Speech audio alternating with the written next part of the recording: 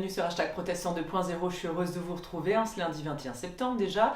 On est à Mittesheim et pour démarrer cette semaine, je vous propose une lecture qui va nous faire du bien et aussi qui va nous donner du punch pour ouvrir cette semaine. On va aller dans le Nouveau Testament, on va aller dans l'épître aux Philippiens, au 4e chapitre. C'est l'apôtre Paul qui nous dit « C'est quoi avoir une positive attitude ?» Soyez toujours joyeux d'appartenir au Seigneur. Je le répète, soyez joyeux. Que votre bonté soit évidente aux yeux de tous. Le Seigneur viendra bientôt.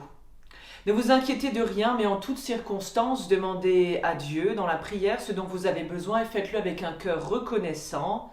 Et la paix de Dieu qui dépasse tout ce que l'on peut imaginer gardera vos cœurs et vos pensées en communion avec Jésus-Christ. Enfin, frères, portez votre attention sur tout ce qui est bon et digne de louange, sur tout ce qui est vrai, respectable, juste, pur, agréable et honorable. Mettez en pratique ce que vous avez appris et reçu de moi, ce que vous m'avez entendu dire et vu faire, et le Dieu qui accorde la paix sera avec vous.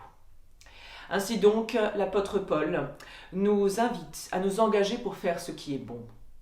On le sait ici dans ce contexte-là, les chrétiens attendent le retour du Christ.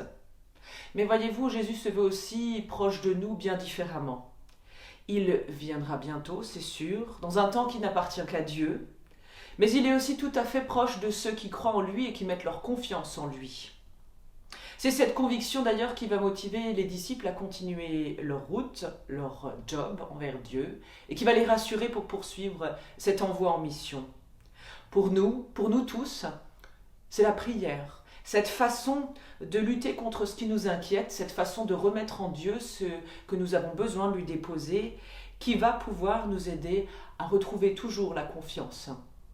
Ce lien tissé de Dieu à nous et qui ne s'éteint jamais.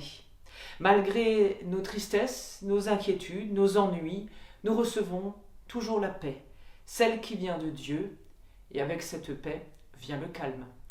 Un calme que je vous souhaite pour cette semaine, et je vous propose la prière qui nous vient de la communauté de Thésée.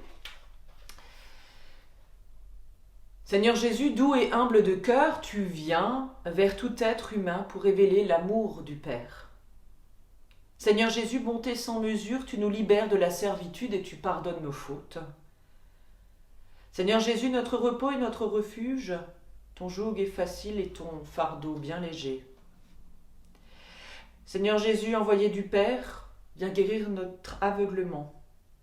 Toi, le pain vivant, tu nourris nos cœurs par ta parole. Tu es venu pour allumer un feu sur la terre. Toi, le ressuscité d'entre les morts, tu nous fais participer à ta joie. Oui, Seigneur Jésus, tu es le chemin, la vérité et la vie. Tu es la lumière de nos cœurs depuis ta résurrection, par l'Esprit Saint. Toujours tu viens à nous. Où que nous en soyons, toujours tu nous attends, et tu nous dis « Venez à moi, vous qui peinez sous un fardeau, vous trouverez l'apaisement. » Viens nous bénir, toi le Christ, et garde-nous dans l'esprit des béatitudes, joie, simplicité et miséricorde. Amen. Je vous souhaite une très belle semaine, et je vous dis à demain pour la prière du petit-déj. Et n'oubliez pas nos rendez-vous, mercredi, on part en Alsace du Nord, à la découverte d'une paroisse, d'une communauté. Le dimanche, nous nous retrouvons autour d'un temps de célébration de culte live en vidéo. À demain.